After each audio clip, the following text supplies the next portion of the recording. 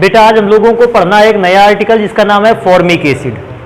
तो सबसे पहले जरूरी है कि इस बात को पहचान ले फॉर्मिक एसिड को प्रयोगशाला में कैसे बनाते हैं। तो बेटा हम लोगों ने देखो लिख रखा है प्रयोगशाला में बनाने की विधि पर, क्या लिख रखा है, कहता है प्रयोगशाला में अगर आपको फॉर्मिक एसिड का निर्माण करना है, कहता है आसवन फ्लास्क में। अब आसवन फ्लास्क कौन सा है बेटा, ये वाला फ्लास्क, इसको कहते हैं आसवन फ्लास्क में से कहता है 35 ग्राम आपको क्रिस्टली ऑक्जेलिक एसिड लेना है। क्रिस्टली का मतलब है ये सॉलिड क्रिस्टल टाइप में होगा ऑक्जेलिक एसिड, इसको लेना है कितने ग्राम, 35 ग्राम, और इसको 40 ml 40 ml निर्जल ग्लिसरॉल के साथ मिलाना है। जो मिश्रण बनेगा उस मिश्रण को हम क्या करेंगे, लगभग 110 डिग्री सेल्सियस टेम्परेचर पर क्या करेंगे, हीट करेंगे।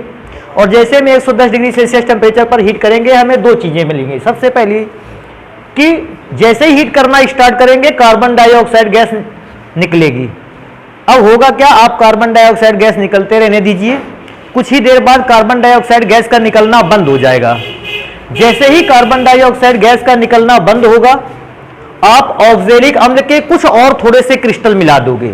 फिर से ध्यान रखना है, आप जैसे ही सबसे पहले 35 ग्राम ऑक्जेलिक एसिड और 40 ml ग्लिसरॉल को मिलाकर हीट करोगे कार्बन डाइऑक्साइड गैस निकलेगी। जब तक कार्बन डाइऑक्साइड गैस निकल रही है कुछ भी नहीं करना है। जैसे ही कार्बन डाइऑक्साइड गैस निकलना बंद हो जाती है हम ऑक्जेलिक अम्ल के कुछ क्रिस्टल और डाल देते हैं। और जैसे ऑक्जेलिक अम्ल के कुछ क्रिस्टल और डालोगे, कहता और क्रिस्टल मिला देते हैं, फॉर्मिक अम्ल का जलीय विलयन बनता है। हुआ क्या, यहां से फॉर्मिक, जैसे मैंने हीट किया कार्बन डाइऑक्साइड गैस निकली, फॉर्मिक एसिड का जलीय विलयन बना। अभी क्योंकि हम इसको टेम्परेचर दे रहे हैं, जो फॉर्मिक एसिड और जल बना, फॉर्मिक एसिड जल में घुला था, जैसे हीट किया ये वाष्प के रूप में बदल गया। कौन वाष्प के रूप में बदल गया, फॉर्मिक एसिड भी और जल भी। अब दोनों को सबसे पहले हमने संघनित्र के बीच में से गुजारा। संघनित्र में से क्या है, ठंडा जल एक छिद्र से आता है और दूसरी ओर से ठंडा जल क्या होता है, बाहर होता है। ये फॉर्मिक एसिड और उस जल की वाष्प को ठंडा करेगा, और जैसे फॉर्मिक एसिड जल की वाष्प ठंडी होगी दोनों कौन से रूप में बदल जाएंगे, द्रव। और देखो नीचे ग्राही फ्लास्क या रिसीवर जिसको कहते हैं, हमने यहाँ फॉर्मिक एसिड का जलीय विलयन एकत्र कर रखा है। अभी सोचने वाली बात एक और है, थोड़ा सा इसको भी ध्यान देंगे, क्या कि इस विधि से जब फॉर्मिक एसिड बनकर तैयार हुआ हमें प्योर फॉर्मिक एसिड नहीं मिला, हमें क्या मिला, फॉर्मिक एसिड का जलीय विलयन। अब हम सोच क्या रहे थे कि अगर हमें शुद्ध फॉर्मिक एसिड निकालना हो इससे तो हम क्या करें।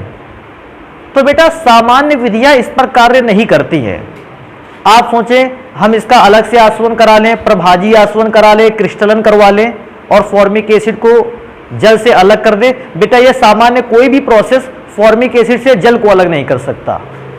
उसके दो रीजन, एक तो फॉर्मिक एसिड जल में बहुत अधिक घुलनशील है, इसलिए वो जल में ही घुला रहता है, जल्दी से उससे अलग ही नहीं होता। और दूसरा सबसे इंपॉर्टेंट चीज कि जल का क्वथनांक 100 डिग्री सेल्सियस और फॉर्मिक एसिड का क्वथनांक 100.5 डिग्री सेल्सियस, 100 और 100.5, दोनों के क्वथनांक में बहुत थोड़ा अंतर है। हम इसे उबालकर या गर्म करते हुए भी जल से अलग नहीं कर सकते हैं। तो एक इंपॉर्टेंट आर्टिकल वो भी रहेगा कि हम फॉर्मिक एसिड जो हमें यहां जलीय विलयन मिला है उससे शुद्ध फॉर्मिक एसिड को कैसे अलग करें। लेकिन उससे भी पहले फॉर्मिक एसिड को बनाने की प्रयोगशाला विधि का रासायनिक समीकरण देखो। आपने दो पदार्थ लिए थे, एक ग्लिसरॉल और दूसरा ऑक्जेलिक एसिड का क्रिस्टल।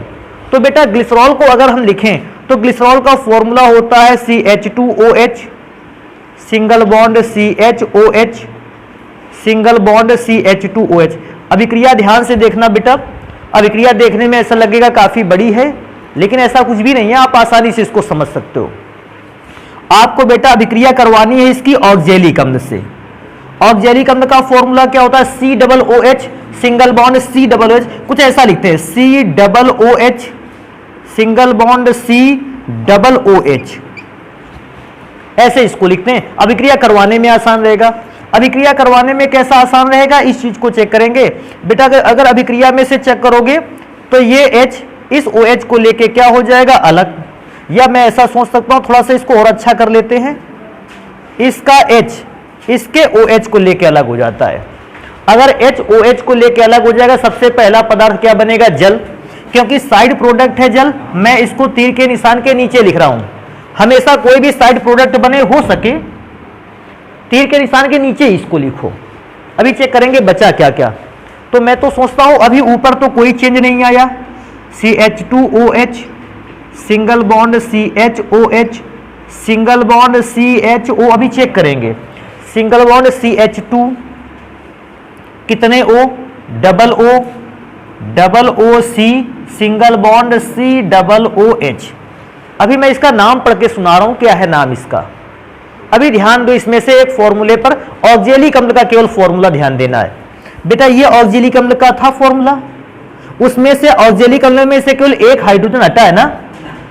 तो बेटा मैं पहले भी बता चुका हूं, अगर सल्फ्यूरिक अम्ल से हाइड्रोजन हट जाए तो हम उसे सल्फेट कहते हैं।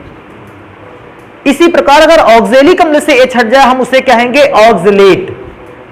अब इसमें भी सोचने वाली बात है, ऑक्जेलिक अम्ल में कितने H होते हैं, 2।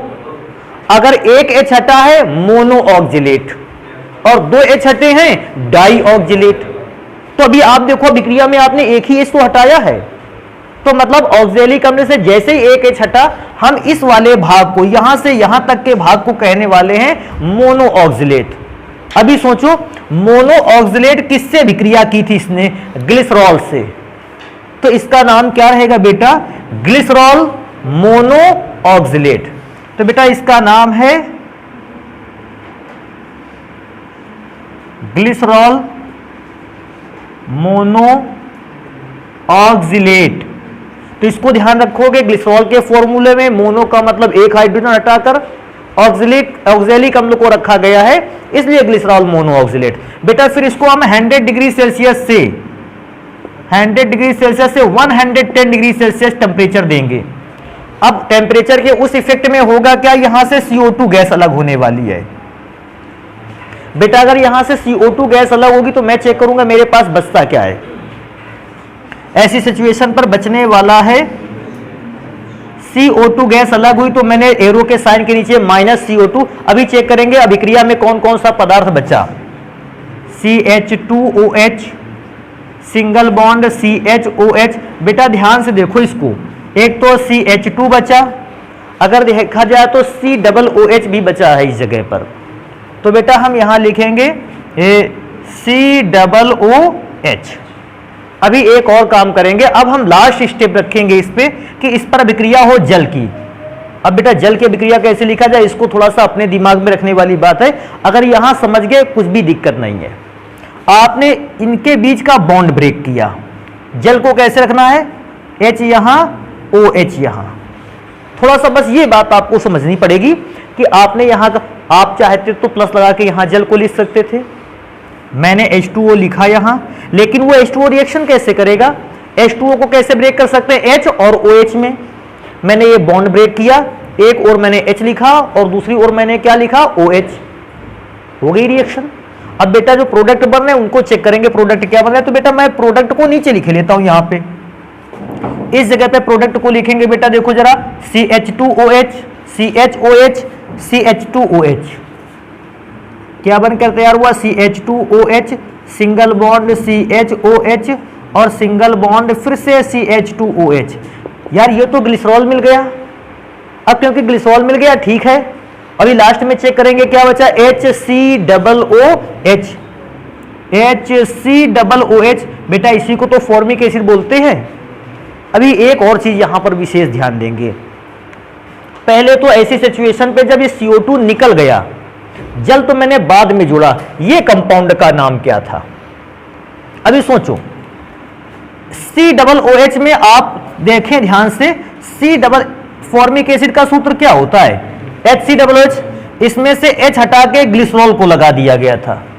तो बेटा बिल्कुल आसान है, अगर ग्लिसरॉल के साथ ऑक्जेलिक अम्ल का फॉर्मूला था ग्लिसरॉल मोनो ऑक्जिलेट, इस बार ग्लिसरॉल के साथ फॉर्मिक अम्ल का फॉर्मूला है ग्लिसरॉल मोनो फॉर्मेट। तो बेटा मैं लिख नहीं रहा इसका नाम, लेकिन आप ध्यान रखोगे ग्लिसरॉल मोनो फॉर्मेट। अब अभिक्रिया में एक और चीज को चेक करेंगे क्या, जब हमने रिएक्शन को स्टार्ट किया ग्लिसरॉल को यूज किया और रिएक्शन के लास्ट में भी मैंने क्या देखा कि ग्लिसरॉल हमें मिल गया। अर्थात दूसरे शब्दों में रिएक्शन के शुरुआत और रिएक्शन के अंत में ग्लिसरॉल में कोई चेंज नहीं आया। मैं अगर इनिशियल पोजीशन और फाइनल पोजीशन की बात करूं, हमने ग्लिसरॉल को यूज भी किया था और लास्ट में हमको ग्लिसरॉल मिला भी।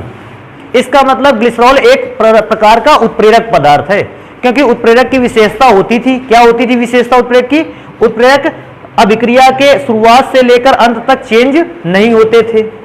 तो मैं क्या सोचता हूं, ग्लिसरॉल एक प्रकार का काहे का कार्य करेगा? उत्प्रेरक का। क्योंकि ग्लिसरॉल उत्प्रेरक का कार्य करता है, इस अभिक्रिया को एक प्रकार से और लिख सकते थे। कैसे लिख सकते थे? उसको हम इस एरिया पर लिखेंगे भाई। ग्लिसरॉल काहे का काम करेगा? उत्प्रेरक का।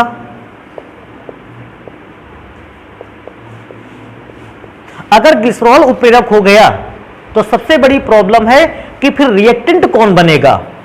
केवल और केवल ऑक्जेलिक अम्ल। तो भैया ऑक्जेलिक अम्ल का सूत्र क्या रहेगा? COOH single bond COOH। अगर अभिक्रिया आपको करवानी होगी, अभिक्रिया का तरीका क्या है? इसकी अभिक्रिया जल से करवाओ।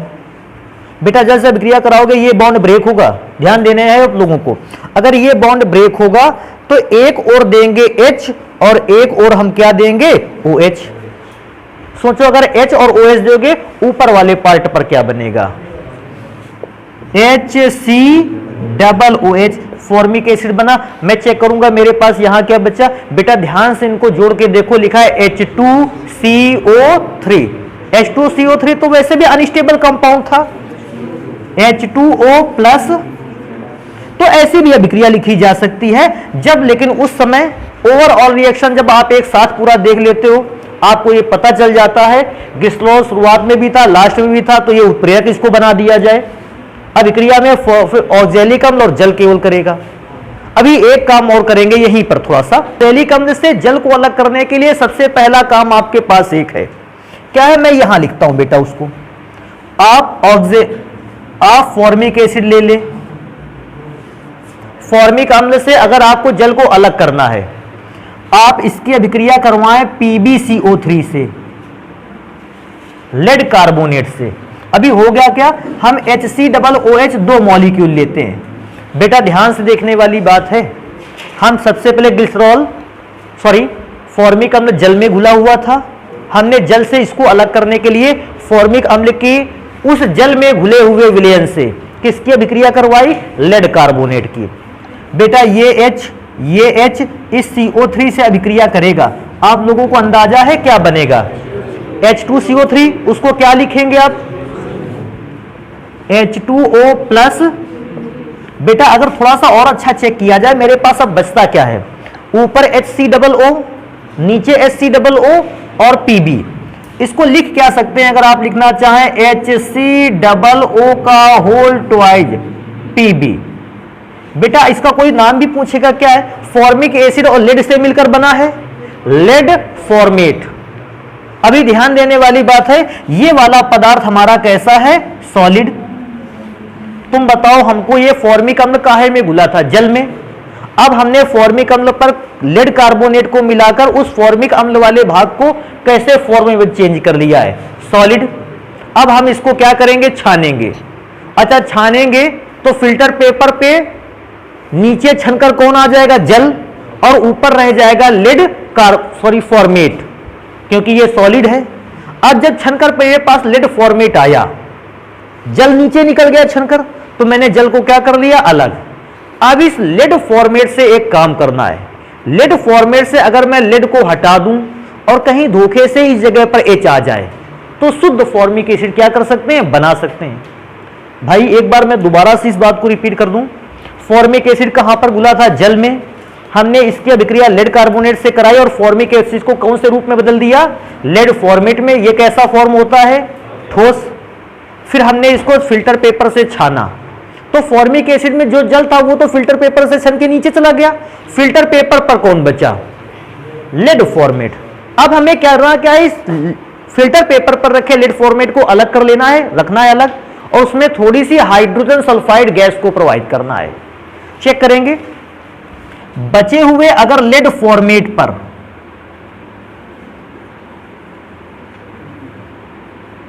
अगर मैं हाइड्रोजन सल्फाइड गैस को प्रोवाइड करूं तो हुआ क्या? Pb किससे अभिक्रिया करेगा? S से। बना लेगा PbS, जो कि एक अवक्षेप है। अवक्षेप का मतलब है ये किसी भी पदार्थ में घुलने वाला नहीं, अघुलनशील पदार्थ अलग हो गया। इसके बाद बेटा चेक करोगे क्या बचा, HCOO भी 2 है, H भी 2 है, 2 मॉलिक्यूल ऑफ HCOOH, और बेटा इस प्रकार से आपको शुद्ध फॉर्मिक एसिड क्या हुआ, प्राप्त हुआ। तो शुद्ध फॉर्मिक एसिड को बनाने के लिए पहली बार लेड कार्बोनेट से अभिक्रिया छानेंगे, जल छनकर अलग हो जाएगा। जो लेड कार्बोफॉर्मेट बचा उसकी अभिक्रिया किससे कराएंगे, हाइड्रोजन सल्फाइड से। PbS नाम का अवक्षेप बनेगा, इसलिए डाउन एरो बनाया मैंने। अवक्षेप का मतलब जानते हो ना, अभिक्रिया के दौरान अघुलनशील प्राप्त पदार्थ को हम क्या कहते हैं, अवक्षेप। अवक्षेप तो अघुलनशील है, वो तो अलग ही कर हो जाएगा आसानी से। दूसरा कंपोनेंट हमको क्या मिला, फॉर्मिक एसिड। रही बात जल को, तो वो तो हमने छान के अलग कर लिया था। तो इस प्रकार से फॉर्मिक एसिड को शुद्ध कर सकते हैं। इसको जल्दी से नोट करते हैं। फॉर्मिक एसिड को बनाने की अन्य विधियों को ध्यान देते हैं। हाँ, एक और चीज यार इसमें से रह गई, उसको भी बता दें। जब प्रयोगशाला विधि का सचित्र वर्णन कहेगा, ध्यान रखने वाली बात है, आप ये अभिक्रिया करवा के आओगे, ये वाला रिएक्शन डायरेक्टली उस समय मत करवाना। प्रयोगशाला का सचित्र वर्णन का मतलब है आपसे वो लॉन्ग फॉर्म मांग रहा है रिएक्शन का, ये शॉर्ट फॉर्म नहीं मांग रहा है उस समय। बस इस बात को थोड़ा सा अपने दिमाग में रखना है। तो इसको जल्दी से नोट करते हैं। फिर तो हम आगे पढ़ेंगे। कहता है औद्योगिक विधि में फॉर्मिक एसिड का निर्माण। तो बेटा औद्योगिक विधि में भी 2-4 विधियां, 2-3 विधियां हैं। उनमें से सबसे पहली विधि देखो क्या लिखा है। कहता है कार्बन मोनोऑक्साइड और NaOH की क्रिया द्वारा फॉर्मिक एसिड बनाओ। ये औद्योगिक विधि है।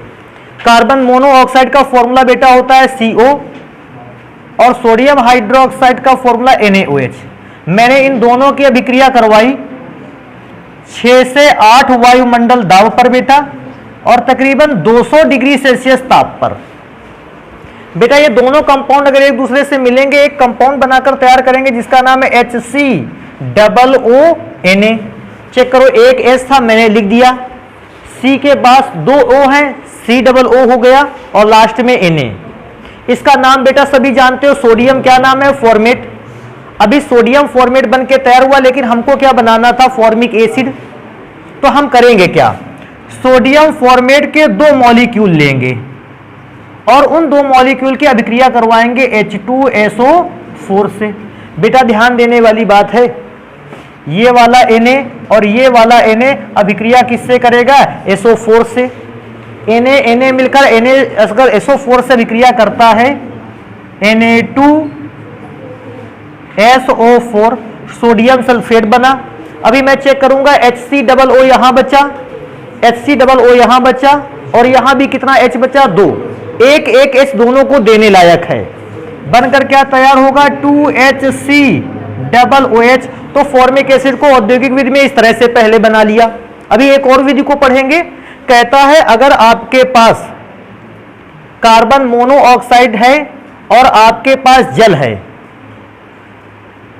के द्वारा, तो आप कार्बन मोनोऑक्साइड और जल की अभिक्रिया के द्वारा भी आप फॉर्मिक एसिड को बना सकते हो। कैसे बना सकते हो, उसका रिएक्शन लिखते हैं। बेटा कार्बन मोनोऑक्साइड का फॉर्मूला CO और जल का फॉर्मूला लिख सकते हो, ऐसे भी लिख सकते हो HOH। इस बार थोड़ा सा ध्यान रखना है, बोरान ट्राइफ्लोराइड उत्प्रेरक के रूप में रहेगा और आपको उच्च ताप, high temperature and high pressure, उच्च ताप और उच्च दाब की आवश्यकता होगी। High temperature, high pressure. अभी एक बात तुमको बता दें, प्रयोगशाला विधि में तो संभव नहीं है। तुमने अभी तक प्रयोगशाला विधि इतनी पढ़ी, प्रेशर को बढ़ाने के लिए कोई भी सामग्री हमने उपकरण यूज नहीं किया। तो हाई प्रेशर कहाँ यूज किया जा सकता है, इंडस्ट्रियल प्रोसेस में, फैक्ट्रियों में, औद्योगिक विधियों में। तो उससे भी ऐसा समझ सकते थे। प्रेशर अपने यहाँ क्या होता है, प्रयोगशाला में नॉर्मली 1 एटमॉस्फेरिक प्रेशर पर रिएक्शन होती हैं। जिन रिएक्शंस के लिए एटमॉस्फेरिक प्रेशर ज्यादा चाहिए वो रिएक्शन हमारे यहाँ प्रयोगशाला में होने वाली नहीं, क्योंकि प्रयोगशाला में कोई ऐसा उपकरण अवेलेबल नहीं जो प्रेशर को ज्यादा बढ़ा सके। अब जैसे इसको अभिक्रिया के लिए अगर 200 वायुमंडल का प्रेशर चाहिए, कोई उपकरण नहीं हमारे यहाँ 200 वायुमंडल कर सके, प्रयोगशाला में तो नहीं है, फैक्ट्रियों में अवेलेबल है। तो फैक्ट्रियों की विधि में अगर चलेंगे बेटा, इसको लिखेंगे क्या, सब फिर से जोड़ेंगे। चेक करोगे HCOO और फिर से एक H, तो बनाकर तैयार करेंगे HCOOH। बेटा इसी का नाम तो फॉर्मिक एसिड है। अभी एक और प्रोसेस मेरे पास है इंडस्ट्रियल प्रोसेस में से ही कि हम कैसे फॉर्मिक एसिड बना सकते हैं। क्या बोलता है हम लोगों से, कहता है मेथनॉल से, मेथनॉल या मेथिल अल्कोहल कहते हैं इसको, कहता है इससे हमको बनाकर दिखाइए फॉर्मिक एसिड। बिल्कुल आसान है बेटा, अगर तुम्हें याद होगा एक दिन हम लोग बात कर रहे थे इस बात को कि अगर कोई भी अल्कोहल है अगर उसको आप कार्बोक्सिलिक एसिड में चेंज करना चाहते हो तो इसका 2 बार ऑक्सीकरण होगा। पहली बार में एल्डिहाइड बनेगा, दूसरी बार में क्या बनेगा, कार्बोक्सिलिक एसिड। रिएक्शन करवाते हैं। मेथनॉल का फॉर्मूला CH3OH, और बल्कि मैं तो इसी के सामने लिखे देता हूं। बेटा इसका ऑक्सीकरण करवाओगे नवजात ऑक्सीजन द्वारा। पूछेगा कैसे करवाया तो हम बताएंगे K2Cr2O7, और बेटा H+ लिख दें, H2SO4 ना लिखना चाहो H+ लिख देते हैं। बेटा इससे O कंबाइन करेगा कि सबसे पहला काम जल बनाकर अलग करेगा, क्योंकि जल साइड प्रोडक्ट है। बेटा यहां चेक करोगे तो बचेगा HCHO, या ऐसा सोच सकते हो 1 C 2 H और O, CH2O बचेगा जिसको हम ऐसे भी लिख सकते हैं HCHO। अभी एक बार और ऑक्सीकरण कराने की जरूरत है। एक बार बेटा और ऑक्सीकरण करवाएंगे, तीर के निशान के ऊपर फिर से वही कैटेलिस्ट, और इस बार बेटा O इसके साथ कंबाइन हो जाएगा तो O कितने हो जाएंगे, 2। अभिक्रिया में क्या लिखेंगे, HCOOH, और बेटा इस तरह से फॉर्मिक एसिड में बना लेंगे। अभी बात आती है क्या इतना ही विधि है फॉर्मिक एसिड बनाने की, अभी एक और विधि है 2, उनको भी पढ़ेंगे। एक बेटा हम लोगों के यहां एक पदार्थ आता है क्लोरोफॉर्म, CHCl3 से, कहता है फॉर्मिक एसिड का निर्माण कैसे होगा। तो फॉर्मिक एसिड को CHCl3 से कैसे बनाए, वैसे विधि को देखना, आप समझते होगे इस विधि को, पढ़ चुके हो काफी चीजें। बेटा क्लोरोफॉर्म का सूत्र क्या होता है, C सिंगल बॉन्ड H, और कम से कम कितने Cl होते हैं, 3। पहला काम हमारा ये है, इसके हम अभिक्रिया किससे करवाएंगे, क्षार से। अगर क्षार से करवाएंगे बेटा NaOH, क्योंकि 3 Cl है बेटा, NaOH भी कितने होने चाहिए, 3। आप एक साथ भी 3 NaOH लिख सकते थे, मैंने अलग अलग लिख रखा है। बेटा 3 Cl है, तीनों Na से अभिक्रिया करेगा, 3Na 3Cl मिलके बना लेगा 3Na। अभी चेक करने वाली बात है, तीनों Cl की जगह खाली है, तीनों को एक एक OH दे दो, बनेगा गया H single bond C OH, और यहां भी OH। तब तुमको पता है एक ही कार्बन पर एक से ज्यादा hydroxyl group, alcoholic group, non stable compound को बनाते हैं। तो बेटा अगर ये नॉन स्टेबल कंपाउंड है तो ये डिकम्पोज भी होगा, किसको अलग करते हुए, जल। तो जल को अलग करेगा, तो बेटा ये पार्ट मैंने जल को अलग कर दिया, HOH को लेके अलग हो गया जल, ये साइड प्रोडक्ट है, एरो के साइन के नीचे माइनस के साथ। बेटा HCOOH फॉर्मिक एसिड बन गया। एक बेटा और प्रोसेस बताएंगे जिससे फॉर्मिक एसिड को बनाया जा सकता है, एथिलीन के और एसिटिलीन के ऑक्सीकरण द्वारा। फिर मैं इस बात को चेक करूंगा एथिलीन का कैसे बनकर तैयार होगा। तो कहता है असंतृप्त हाइड्रोकार्बन के ऑक्सीकरण से। बेटा थोड़ा सा ध्यान रखना, लेकिन ऐसी सिचुएशन पे एक चीज और हमें ध्यान रखनी है, क्योंकि ऑक्सीकरण का नाम आ गया, फॉर्मिक एसिड तो ऑक्सीकरण द्वारा बनता ही नहीं, लेकिन अगर हम यहां बना रहे हैं तो हम फिर ऑक्सीकरण कैसा कराएंगे, कंट्रोल। ऑक्सीकरण ज्यादा नहीं होने देंगे, जितने से हमारा फॉर्मिक एसिड बन जाएगा हम केवल उतना ही ऑक्सीकरण करवाएंगे। और जब कभी ऑक्सीकरण सीमित रूप में कराया जाए हम उसको कहते हैं कंट्रोल्ड ऑक्सीडेशन के द्वारा।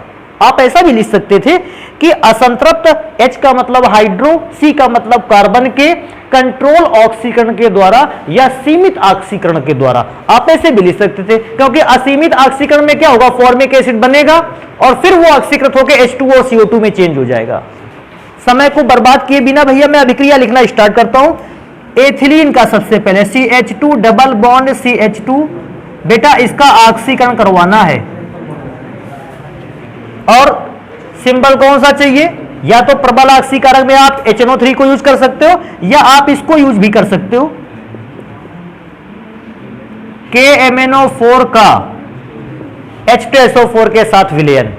बेटा ऑक्सीकरण होगा, 2 ऑक्सीजन इसको मिलेगा, क्यों? इस बॉन्ड को ब्रेक करेगा। ये 2 ऑक्सीजन, यह 2 ऑक्सीजन, ये क्या बनेगा? HCOOH, HCOOH, HCOOH, वो भी 2 मॉलिक्यूल। तो हम इसमें लिख भी सकते हैं ये ऑक्सीकरण कैसा रहा? सीमित ऑक्सीकरण। एक और से बना सकते हैं, बेटा इसको तो जानते ही होंगे, CH ट्रिपल बॉन्ड CH। याद रखना इस बात को, जब भी कभी एसिटिलीन से ट्रिपल बॉन्ड वाले से एसिड बनाना हो, आपको सबसे पहली चीज आपको जल भी चाहिए होता है, आपको नवजात ऑक्सीजन भी चाहिए होता है। डबल बॉन्ड वाले से बनाया केवल नवजात ऑक्सीजन, ट्रिपल बॉन्ड वाले से बनाएंगे जल भी और नवजात ऑक्सीजन भी, और समझ में आएगी विक्रिया क्यों? क्योंकि हम इसको कर चुके हैं। फिर से लिखेंगे KMnO4 का अम्लीय विलयन। बेटा विक्रिया ध्यान देना, सबसे पहले बॉन्ड को क्या करेगा? ब्रेक करेगा। कितने बॉन्ड ब्रेक हुए? देखो 2 ऑक्सीजन इधर और 2 ऑक्सीजन कहां रखे? इधर। अरे सॉरी, 4 क्यों रखे? सोचो, बॉन्ड 3 टूटे थे, इसके 3 टूटे तो इसको 2 ऑक्सीजन मिला, एक अभी बॉन्ड खाली पड़ा है। इसके 3 टूटे तो 2 इसको मिले, अभी इसका भी एक बॉन्ड खाली पड़ा है। तो करेंगे क्या? 4 O क्यों रख दिए सर जी? ऑक्सीजन तो 3 ही थे, 3 और 1, अब एक इसको H दे दो, एक इसको H दे दो, तो क्या बनेगा? HCOOH, HCOOH, तो 2 मॉलिक्यूल ऑफ HC। ये भी सीमित ऑक्सीकरण है, मैं इसमें लिख नहीं रहा। तो इतनी विधियां हैं फॉर्मिक एसिड को बनाने की। अब जस्ट इसके बाद चेक करते हैं कि फॉर्मिक एसिड का भौतिक गुण कैसा होता है। बेटा मैंने लिख रखा है यहां पहले से ही। एक तो फॉर्मिक अम्ल रंगहीन होता है, तीव्र गंध वाला, कैसा पदार्थ है? द्रव। दूसरा नंबर है, कहता है इसका गलनांक 8.6 डिग्री सेल्सियस होता है। अगर हम इसको पिघलाना चाहते हैं तो हमें 8.6 डिग्री सेल्सियस टेम्परेचर देना पड़ेगा। अगर हम इसको उबालना चाहते हैं तो 100.5 डिग्री सेल्सियस टेम्परेचर देना पड़ेगा। ध्यान रखने वाली बात है, जल का क्वथनांक 100 डिग्री सेल्सियस और फॉर्मिक एसिड का क्वथनांक तकरीबन अगर देखा जाए मैं कि 100.5 डिग्री सेल्सियस। अभी आगे चलेंगे। यह जल में घुलनशील है, हाँ बिल्कुल आपने पढ़ भी रखा है, due to presence of hydrogen bond. Formic acid जो है वो वाटर पे सोल्यूबल कंपाउंड है। अभी आगे चलेंगे, कहता है कि अगर ये फॉर्मिक एसिड त्वचा के संपर्क में आ जाए तो ये त्वचा को क्या कर देता है? जला देता है। हाँ भाई एसिड है, त्वचा को तो जला ही देगा। नेक्स्ट नंबर कहता है संक्षारक प्रकृति। अभी एक चीज आपसे पूछेंगे हम, आप सब लोगों के यहां तकरीबन अचार होता होगा घरों में। अभी आप बस इतनी बात सोचना अपने दिमाग से, रिबाइंड करना, कभी डिब्बे को उसके देखना अचार के, ना तो लोहे का डिब्बा होगा, ना एल्यूमिनियम का होगा, ना कॉपर का, मतलब मेटल का बर्तन ही नहीं रखा जाएगा। क्यों?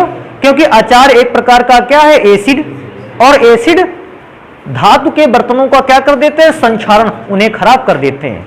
और फॉर्मिक भी एसिड एक प्रकार का एसिड है, यह भी धातुओं को खराब कर देगा। इसलिए मैंने लिख रखा है ये कैसी प्रकृति का होता है? संक्षारक। ये भौतिक गुण हो गए, इनको नोट करते हैं जल्दी से, फिर पढ़ते हैं रासायनिक गुण। बेटा अब आगे बात करते हैं कि फॉर्मिक एसिड के रासायनिक गुण कौन कौन से होते हैं। पहला रासायनिक गुण अगर मैं चेक करता हूं तो कहता है फॉर्मिक एसिड की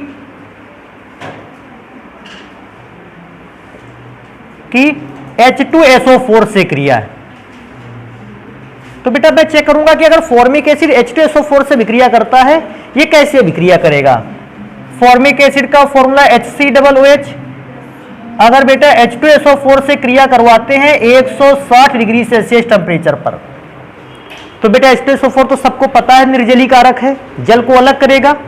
अगर ये जल को अलग कर देगा तो बेटा बनाकर तैयार करेगा H2O प्लस CO। अभी एक चीज ध्यान दो इसमें से, चलो मैं बाद में इसको बताता हूं। ये ध्यान रखना, ये जो कार्बन मोनोऑक्साइड गैस है, ये अगर हम जलाएंगे तो नीले कलर की लौ के साथ जलेगी। अगर नीले कलर की लौ के साथ जल रही है तो हम इससे फॉर्मिक एसिड की पहचान भी कर सकते हैं। कैसे? फॉर्मिक एसिड लिया टेस्ट ट्यूब में, कुछ बूंदे सल्फ्यूरिक एसिड की डाली, उसको गर्म किया। गर्म करने से जैसे कार्बन मोनोऑक्साइड गैस निकलने लगे, आपने माचिस की तीली को जलाया और उसके टेस्ट ट्यूब के मुख पर लेकर गए। अगर मुख पर ले जाने पर माचिस की तीली की लौ का रंग नॉर्मल कलर से पीले रंग से नीले कलर में चेंज हो जाए, इसका मतलब हमने कौन सी गैस को जलाया है? Carbon monoxide. और आप पहचान भी कर सकते हैं, इसका मतलब इसके अंदर जो एसिड था वो कौन सा एसिड था? Formic acid. ध्यान रखने वाली बात है, इंपॉर्टेंट चीज है। एक और मैं से लिखता हूं यहां पर, विक्रिया गर्म करने पर, या कुछ लोग बेटा इसको ऐसे भी लिखते हैं, ताप का प्रभाव कहते हैं। अभी चेक करेंगे फॉर्मिक एसिड को अगर हीट कर रहे हैं क्या इफेक्ट पड़ता है। HCOOH बेटा अगर इसको हीट करते हैं 160 डिग्री सेल्सियस टेम्परेचर पर, ध्यान रखने वाली बात है अभिक्रिया में कभी कभी लोग धोखा भी खा जाते हैं। कैसा? सर ये दोनों अभिक्रियाएं सेम है, 160 ना बेटा, वो H2SO4 की प्रेजेंस में है और ये नॉर्मली केवल हीट किया गया है विदाउट H2SO4। और जब हीट करोगे बेटा इसमें से पदार्थ बनते हैं कौन से? CO2 गैस और हाइड्रोजन गैस। देखो इसका प्रोडक्ट अलग है, H2SO4 नहीं यूज किया, CO2 और H2 बना। H2SO4 यूज किया था, CO और H2O बनकर तैयार हुआ। उसमें से ध्यान रखना H2O क्यों अलग किया गया? निर्जलीकरण अभिक्रिया के लिए। अभी आगे नेक्स्ट नंबर पे पढ़ेंगे, कहता है ऑक्सीकरण, कि अगर हम फॉर्मिक एसिड का ऑक्सीकरण करवाएं क्या बनेगा? तो बेटा फॉर्मिक एसिड तो एक ऐसा एसिड है, हल्का सा हल्का या दुर्बल से दुर्बल ऑक्सीकारक इसका ऑक्सीकरण करवा सकता है। क्योंकि ऑक्सीकरण करवा सकता है, मैं क्या करता हूं, फॉर्मिक एसिड को लिखता हूं। किसी भी दुर्बल ऑक्सीकारक का यूज करेंगे तो आपको याद है ये कौन सा विकर्मक है? टॉलेन अभिकर्मक। रिएक्शन के दौरान अपना O इसको देगा, बनाकर तैयार करता है H2O प्लस CO2, साथ में 2Ag, जिसको कहते हैं रजत दर्पण प्राप्त होता है। तो ध्यान रखिएगा फॉर्मिक एसिड कभी भी सिल्वर ऑक्साइड या जिसको टॉलेन अभिकर्मक कहते हैं रिएक्शन करेगा तो क्या बनाएगा? रजत दर्पण, साथ में फॉर्मिक एसिड को चेंज कर देगा जल और कार्बन डाइऑक्साइड गैस में।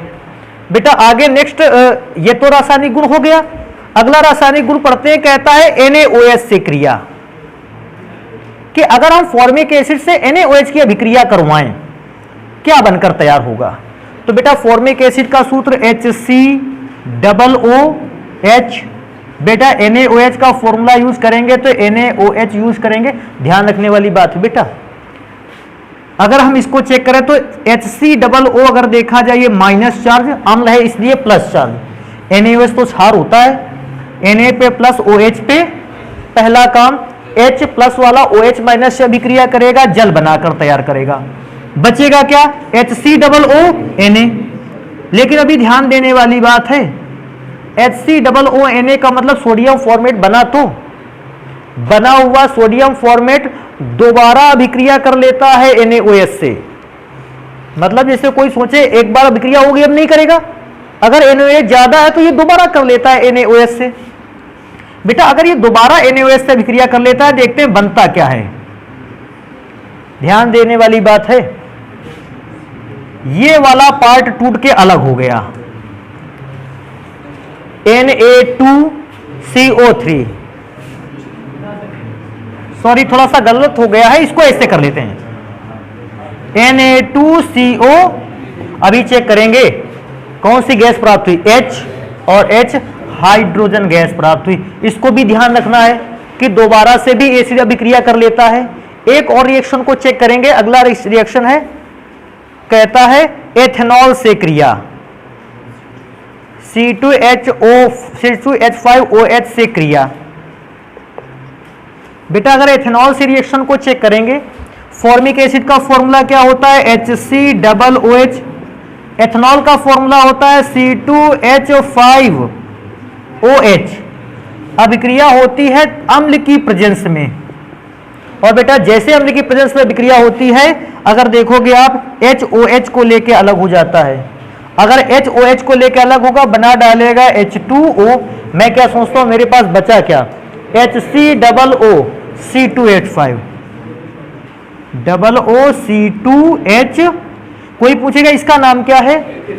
Ethyl format. एक और आखिरी रासायनिक गुण और बचता है। जब हम लोग फॉर्मिक एसिड की अभिक्रिया किससे करवाते हैं? अमोनिया से।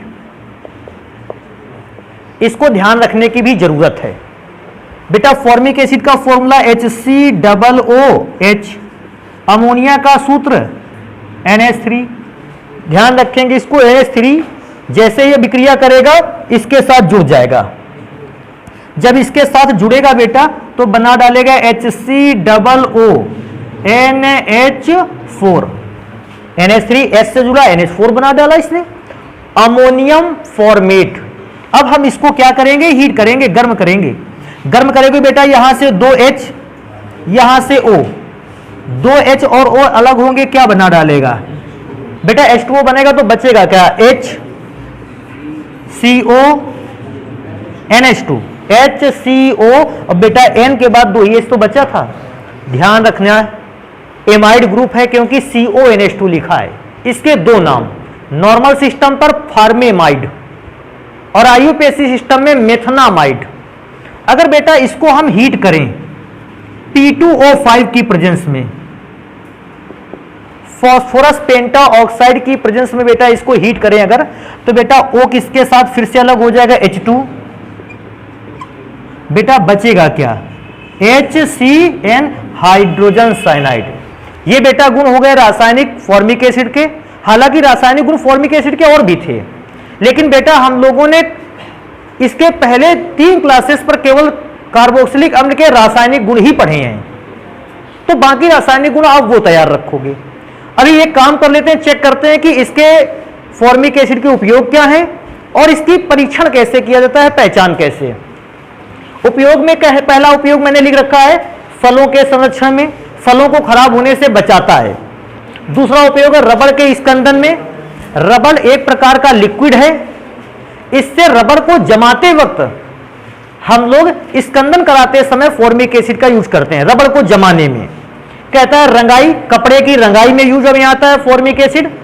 गठिया रोग की दवा बनती है, इसलिए मैंने औषधि के निर्माण में लिखा। पूर्तरोधी का मतलब एंटीसेप्टिक है, ह्यूमन बॉडी के बैक्टीरिया को क्या करता है? मारता है, पूर्तरोधी है। लास्ट में लिखा है चमड़ा उद्योग में भी बेटा इसका उपयोग किया जाता है। अभी नेक्स्ट नंबर चलेंगे और इस बात को देखेंगे कि आखिर फॉर्मिक एसिड अगर हमें किसी टेस्ट ट्यूब में दे दे, हम उसकी पहचान कैसे करेंगे। तो कुछ परीक्षण मैंने लिख रखे हैं, इसको पढ़ेंगे। सबसे पहला परीक्षण लिख रखा है, अगर फॉर्मिक एसिड को टॉलिन अभिकर्मक के साथ मिलाओगे कौन सा दर्पण बनेगा? रजत दर्पण। और बेटा हमने यह अभिक्रिया देखो लिखी भी है, जरूरत होगा अभिक्रिया आप लिख के आया करोगे। नीले लिटमस पेपर को क्या कर देता है? लाल। वैसे भी एसिड है, नीले लिटमस को कैसा करेगा? लाल। अगला कहता है फॉर्मिक अम्ल में H2SO4 मिलाया जाए, कार्बन मोनोऑक्साइड गैस बनती है। और लास्ट में लिखता है जिसमें कार्बन मोनोऑक्साइड कैसी लौ के साथ जलेगी? नीली लौ के साथ। जस्ट 2 मिनट पहले मैंने अभी ये ऊपर वाली अभिक्रिया पर आपको समझाया था। ये भी पहचान है फॉर्मिक एसिड की। एक और फॉर्मिक एसिड की पहचान में देखूं, कहता है यह FeCl3 के उदासीन विलयन के साथ लाल अवक्षेप देता है। इंपॉर्टेंट परीक्षण यही है। कैसे होगा इसको अभिक्रिया से समझते हैं। कहता है FeCl3 के उदासीन विलयन के साथ लाल अवक्षेप देता है। बेटा अभिक्रिया मैं यहां लिखता हूं, तो हमें FeCl3 का कैसा विलयन चाहिए? उदासीन। इसका मतलब हमने सबसे पहले फॉर्मिक एसिड लिया था बेटा, लेकिन इसका तो ये तो अम्लीय था, हमें विलयन कैसा लेना है? उदासीन। तो क्योंकि ये अम्ल है, हम इस पर क्षार को मिलाएं और इसको कैसा बनाएं? उदासीन। फिर ध्यान रखना, या FeCl3 के उदासीन विलयन के साथ लाल अवक्षेप देता है, तो हमें FeCl3 तब मिलाना होगा, पहले इसको उदासीन तो कर लें। तो अम्ल को उदासीन कौन करेगा? क्षार। और बेटा क्षार अभिक्रिया करेगा तो H अभिक्रिया करेगा किसके साथ? OH के साथ, बनाएगा जल और साथ में एक कंपाउंड बनाएगा HCOONA। अब हम इस पर किसको मिलाएंगे? FeCl3 को। FeCl3। बेटा बहुत ध्यान से इस चीज को चेक करना, कितने Cl हैं? 3, तो Na भी कितने होने चाहिए? 3। अगर ऐसी सिचुएशन पे चेक करोगे इसको, तो बेटा Na3 है, 3Cl के साथ रिएक्शन करेंगे 3NaCl। अभी मैं सोचता हूं बचा मेरे पास क्या, HCOO कितनी बार बचा, 3 बार, और 1 बार Fe बचा। HCOO का होल थ्राइज Fe, बेटा ये कैसे कलर का अवक्षेप होगा, तो FeCl3 के उदासीन विलयन के साथ अगर मैं अभिक्रिया करवाता हूं फॉर्मिक एसिड की, लाल अवक्षेप देगा। ये इसका एक्सपेरिमेंट हो गया, परीक्षण हो गया। तो बेटा फॉर्मिक एसिड इतना ही है। नेक्स्ट क्लास पे पढ़ेंगे हम लोग एसिटिक एसिड के विषय में, तो जल्दी से इसको नोट कर लें।